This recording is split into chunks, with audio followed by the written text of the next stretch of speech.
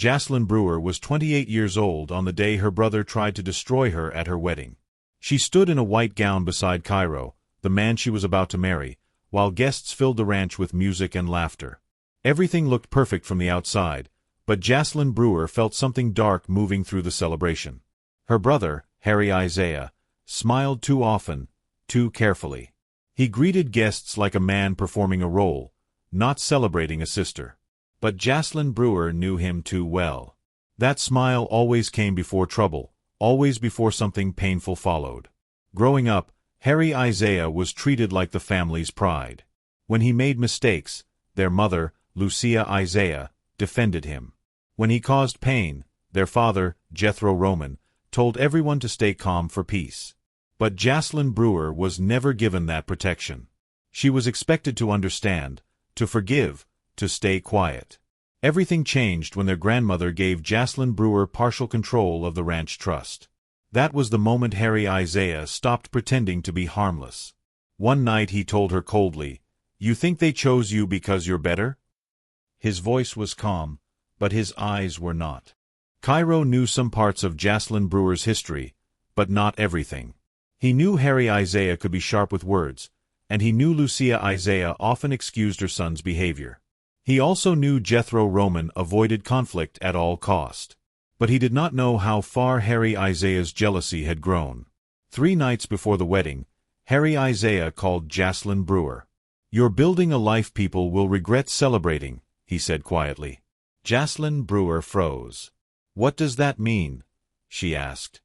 He replied, "You'll understand soon enough."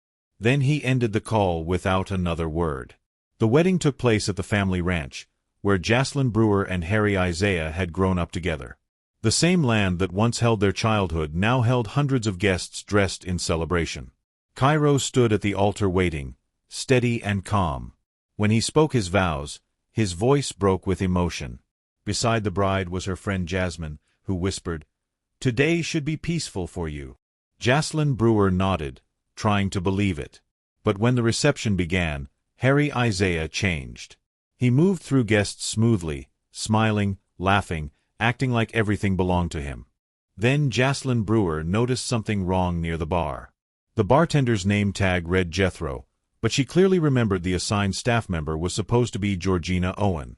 Jethro kept glancing at Harry Isaiah, then at the projector screen.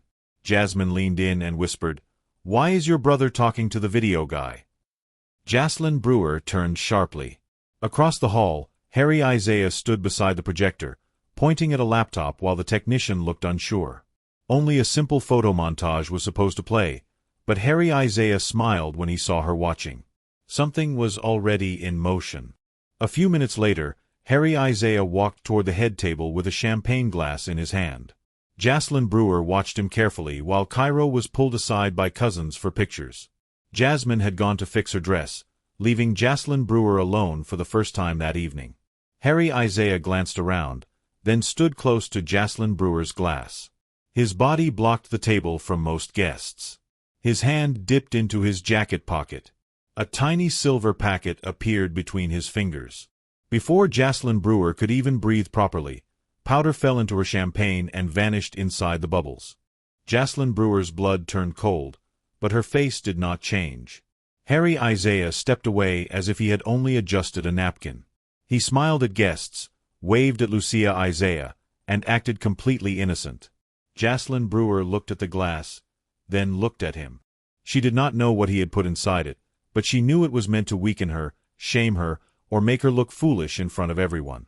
Slowly, without drawing attention, Jocelyn Brewer picked up her glass and switched it with Harry Isaiah's glass beside his place card. Then she reached for plain water. When the toast began, Harry Isaiah lifted the glass he thought was safe. Lucia Isaiah smiled proudly from her chair. Jethro Roman looked tired but pleased, as if the family had survived the day without trouble. Cairo returned to Jocelyn Brewer's side and touched her hand. "Are you okay?" he whispered. Jocelyn Brewer nodded, though her heart was beating hard. Harry Isaiah raised his glass higher and said, "To my little sister and her new life." His smile sharpened. "A special surprise is coming soon." Then he drank from the poisoned champagne meant for Jocelyn Brewer. Jaslyn Brewer lifted her water and smiled quietly. Nobody noticed the switch. Nobody noticed the danger hidden behind the toast. But Jasmine returned and saw Jaslyn Brewer's hand trembling slightly. "What happened?" Jasmine whispered. Jaslyn Brewer leaned close and said, "Do not react." Jasmine's face tightened, but she obeyed. Across the room, Harry Isaiah was laughing with two uncles, acting like victory had already entered his pocket. Jaslyn Brewer watched him carefully. She was not ready to confront him yet. If he had gone this far, then the drink was only one piece of a bigger plan. The next warning came through Jasmine's phone. She hurried back to Jaslyn Brewer with fear in her eyes. "You need to see this," she whispered. A message had been sent to relatives in a private family group chat. One Jaslyn Brewer had never been invited to join. The message said, "Ask Jaslyn Brewer where the ranch money really went before everyone calls her perfect." Attached was a cropped bank transfer with Jaslyn Brewer's name circled in red. Jaslyn Brewer stared at it silently. The transfer was real, but the story around it was a lie. Harry Isaiah was not just attacking her body. He was attacking her name. The bank transfer on Jasmine's phone showed money moved from the ranch trust 2 years earlier. But Jaslyn Brewer knew the truth. The money had been used after a storm damaged the east barns. The repairs were approved by the family lawyer, the insurance company later returned the money, and every dollar had been recorded. But Harry Isaiah had cropped the document and removed the explanation. Now cousins were whispering, aunties were staring, and phones were passing from hand to hand. Lucia Isaiah looked at Jaslyn Brewer with shame already forming in her eyes, not because she knew the truth, but because she feared embarrassment. The old Jaslyn Brewer might have rushed around the room explaining herself to everyone. She might have cried in a bathroom and begged people to believe her. But that woman was gone. The Jaslyn Brewer standing in her wedding dress had just watched Harry Isaiah put something into her glass. She understood now that his plan was larger than one lie. "Forward that message to yourself," Jaslyn Brewer whispered to Jasmine. "Screenshot the number and do not confront him." Jasmine looked frightened. "He is trying to frame you." Jaslyn Brewer nodded slowly. "I know. That means he is hiding something worse." Jaslyn Brewer moved through the reception with a calm smile that almost hurt her face. Guests touched her arm and asked, "Is everything okay?" She gave them the same answer each time. "Enjoy the evening. Everything will make sense soon." That sentence traveled faster than gossip. People became curious instead of certain. Across the room, Harry Isaiah kept checking his phone. Sweat had gathered above his lip, and his hand trembled when he lifted his glass again.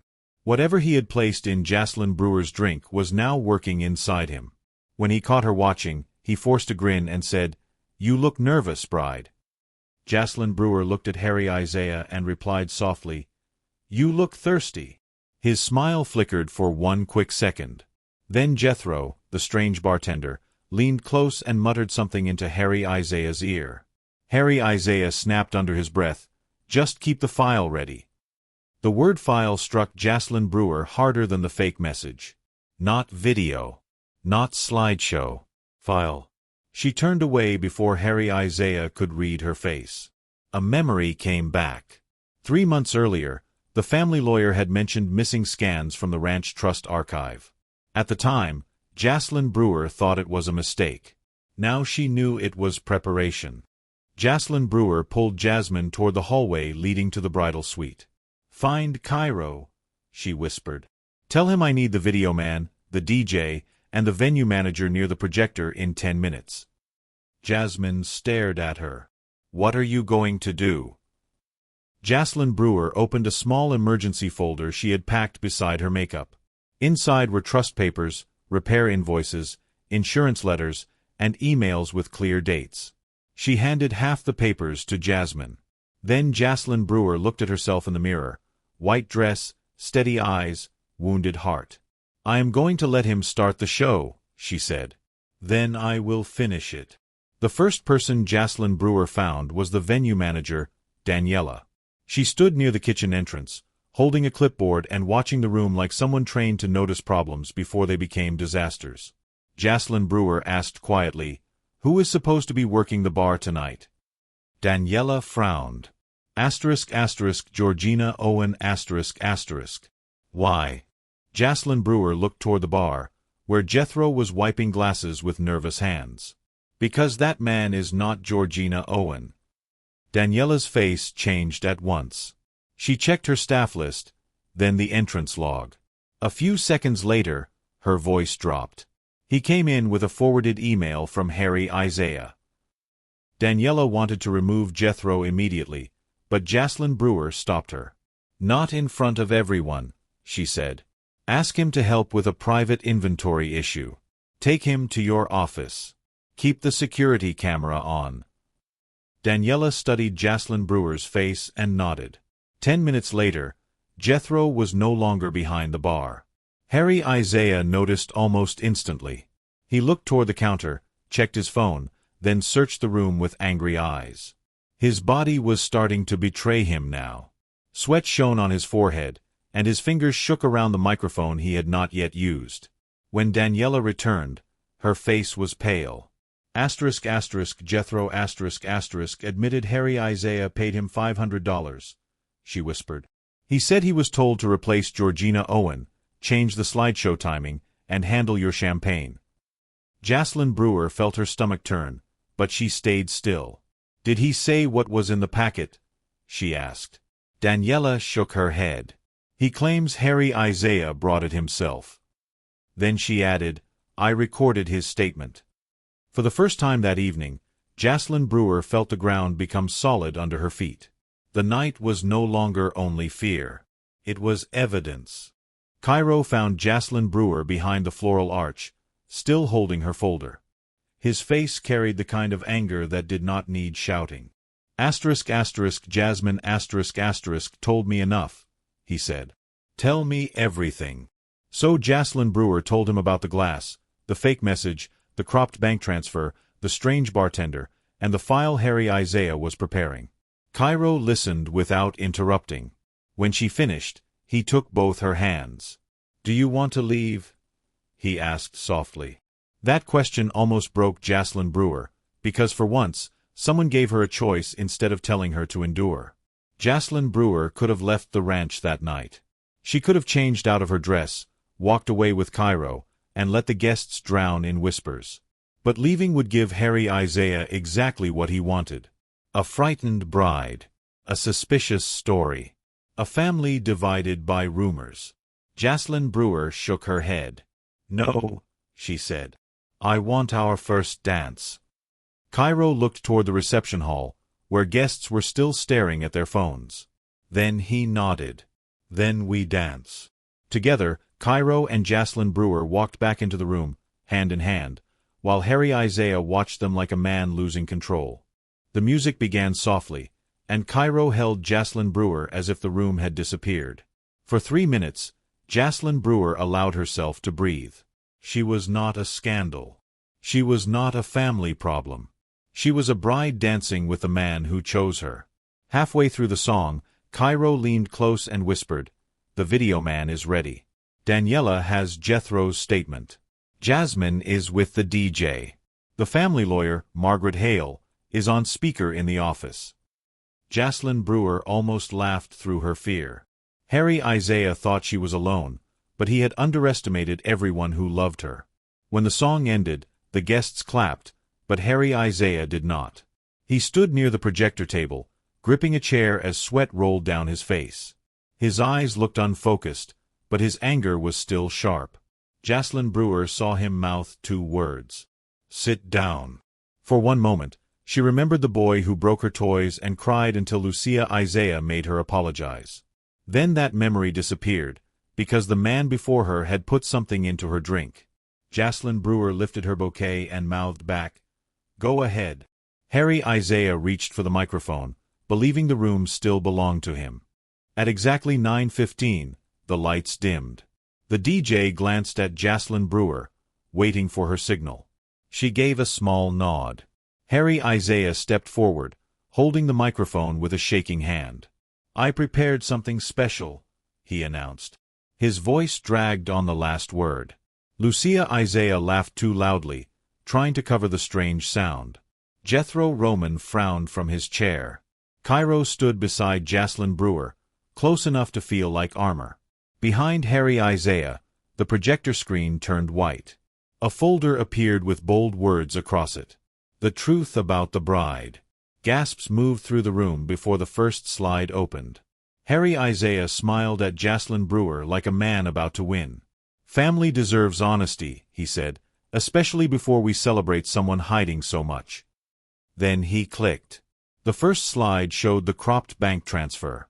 The second showed Jaslyn Brewer leaving the lawyer's office. The third carried one sentence. "She stole from the ranch trust." Lucia Isaiah made a broken sound. Jethro Roman stood halfway from his seat. Guests began whispering. Harry Isaiah spread his arms and said, "I did not want to do this tonight, but I cannot let my sister start a marriage built on lies." That was Jaslyn Brewer's cue. She stepped forward before fear could stop her. "Pause it," she said. The DJ paused the slideshow at once. Harry Isaiah blinked. "No, keep going." Jaslyn Brewer lifted her voice. "I said pause it." The whole room turned toward her. Her voice did not shake, and that alone changed the air. "Since my brother wants honesty," Jaslyn Brewer said, "let us have all of it." Harry Isaiah laughed weakly. "Do not embarrass yourself." Jaslyn Brewer looked straight at him and replied, "You already tried." Then Jasmine walked to the projector table with a flash drive. The screen changed. Now the full bank transfer appeared, not cropped, not twisted, not edited to shame Jaslyn Brewer. Beside it were the repair invoices, the insurance reimbursement, the contractor records, and the approval emails. Jethro Roman stared at the screen and whispered, "That is my signature." Jaslyn Brewer finally looked at him. "Yes," she said, "because you approved the repairs after the storm damaged the barns." Lucia Isaiah's face drained of color. The guests were no longer whispering about Jaslyn Brewer. They were whispering about Harry Isaiah. His smile was gone now, replaced by panic. Harry Isaiah grabbed the microphone again. "She is manipulating documents," he said. Jaslyn Brewer turned toward the speakers. "Then let us ask the lawyer." Jasmine tapped the laptop, and Margaret Hale's voice came through clearly. For the record, Jaslyn Brewer did not steal from the ranch trust. She acted within her authority. The documents displayed by Harry Isaiah were incomplete and misleading.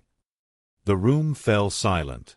Then Margaret Hale continued, "My office has also been investigating unauthorized access to trust records over the past 3 months." Jethro Roman slowly turned toward Harry Isaiah. "Unauthorized access?" he asked. Harry Isaiah wiped sweat from his forehead. "This is ridiculous," he said. Jaslyn Brewer stepped closer to the guests. 30 minutes before this slideshow began, I saw Harry Isaiah put something into my champagne. I switched our glasses. That is why he is the one shaking now. The room erupted. Lucia Isaiah stood so fast her chair scraped the floor. Harry Isaiah lunged for the microphone, but Cairo moved one step in front of Jaslyn Brewer, not violently, just firmly. Then Daniela entered from the side with Jethro, the fake bartender, standing behind her like a man wishing the floor would swallow him. Daniela held up her phone. "I have his statement recorded," she said. Jethro admits Harry Isaiah paid him to replace Georgina Owen, change the slideshow timing, and handle the champagne. Harry Isaiah's mask cracked completely. He looked from Daniela to Jethro, then to Lucia Isaiah and Jethro Roman. "You do not understand," he said. "I was protecting this family." Jaslyn Brewer looked at him coldly. "From what?" she asked. "From your own fraud?" The words left her mouth before she planned them, but the silence that followed told her she had struck the center of the truth. Jasmine clicked again, and the screen changed to a new folder. This one belonged to Jaslyn Brewer. The title read, "What Harry Isaiah Did Not Want Found." Someone near the back whispered, "Oh my God!" Harry Isaiah's eyes widened. "Turn that off," he ordered. Jaslyn Brewer shook her head. "No. You wanted a show to remember." The first document appeared. It was a loan notice with Harry Isaiah's signature at the bottom. Beneath it was another name, Jethro Roman. But Jocelyn Brewer knew Jethro Roman had not signed it, because he had been in the hospital the week it was dated. The second document showed another loan. The third showed a credit line opened against ranch equipment. The fourth showed a forged authorization asking for early release of money from the trust Jocelyn Brewer's grandmother had protected. Each page made the room colder. The numbers were not the worst part. The pattern was. Harry Isaiah had used Jethro Roman's name, old family business accounts, and private ranch records to borrow money he could not repay. Then, when Margaret Hale's office began asking questions, he created a plan to blame Jocelyn Brewer. His sister was not his problem. She was his escape route. Jethro Roman's voice broke first. Harry Isaiah tell me this is fake. Harry Isaiah looked at him with tears in his eyes, but even those tears felt planned. Dad, I was going to fix it, he said. Lucia Isaiah covered her mouth. Fix what? Harry Isaiah snapped. The investment failed. I had a chance to double it. I was going to put everything back. Jethro Roman stared at him. You forged my name? Harry Isaiah pointed at Jocelyn Brewer. Because she took everything. Grandma trusted her like I was nothing. I was the son. I was supposed to inherit the ranch. There it was. Not love. Not protection. Ownership. Harry Isaiah looked at Jocelyn Brewer with open hatred and said, You were always in the way. Years earlier, those words might have destroyed Jocelyn Brewer. But standing beside Cairo, surrounded by people finally seeing the truth, she felt something stronger than pain. She felt free. You did not lose the ranch because of me, Jocelyn Brewer said. You lost trust because you treated family like property. Harry Isaiah laughed bitterly. You think they will choose you after this? Jethro Roman stepped forward and said, No, son. You did this to yourself. Lucia Isaiah was crying now, but her tears were different. They were not the tears she used when she wanted Jocelyn Brewer to forgive quickly. These tears looked frightened and ashamed. Why would you put something in her drink? Lucia Isaiah asked. Harry Isaiah's face twisted. It was not supposed to hurt her. Jocelyn Brewer asked. Then what was it supposed to do? Harry Isaiah said nothing. Jethro, the fake bartender, answered quietly. He said it would make her dizzy and emotional. He said she would cry during the slideshow, and everyone would believe the documents because she would look guilty. The horror in the room deepened.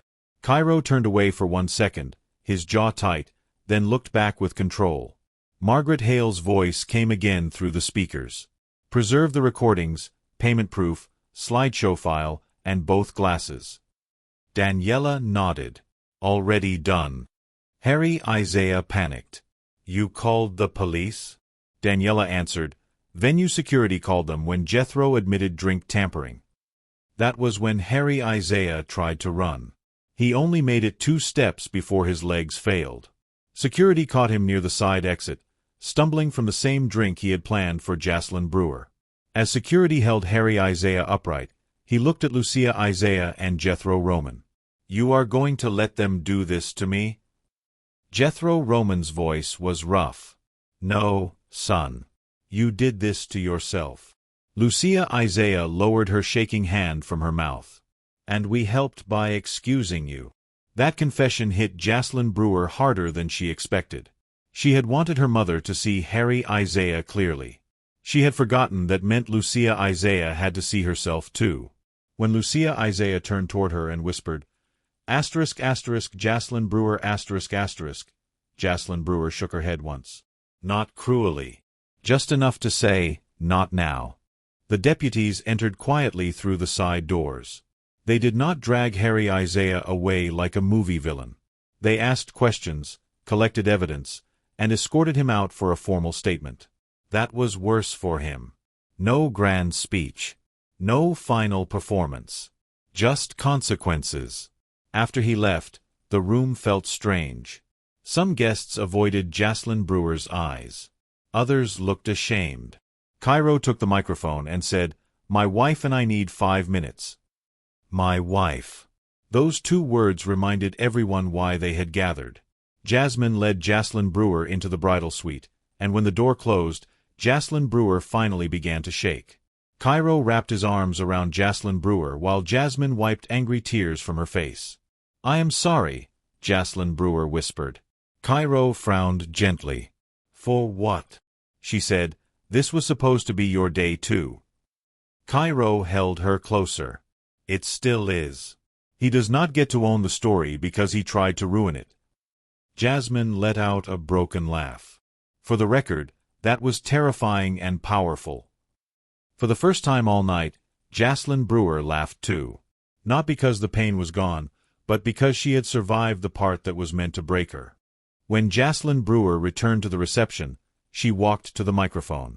"This is not the wedding any of us expected," she said. "Tonight, my brother tried to make you believe I was dishonest, unstable, and unworthy of trust. Some of you believed him quickly. Some of you waited. A few of you protected me before you had the whole story. I will remember both." Several heads lowered. Jocelyn Brewer looked at Lucia Isaiah and Jethro Roman. "For years, I was told silence kept peace. Tonight proved silence only gives the loudest liar more space." Then she turned to Cairo. "We are finishing this wedding." The cake was brought out, and the music returned slowly, not as if nothing happened, but as if truth had cleared the air. Jocelyn Brewer and Cairo danced again while Jasmine guarded the projector like a soldier. Later, Jethro Roman announced Harry Isaiah would lose all ranch authority pending legal review, and every false accusation against Jocelyn Brewer would be corrected with documents. Months later, people still asked if Jocelyn Brewer forgave him. Her answer was always the same. Forgiveness is not the same as handing someone another glass. Harry Isaiah wanted her wedding remembered as the day she was exposed. Instead, it became the day everyone finally saw him clearly. Thank you for supporting our channel and staying with this video until the very end. Please remember that this story is completely fictional and created only for dramatic, educational, and entertainment purposes.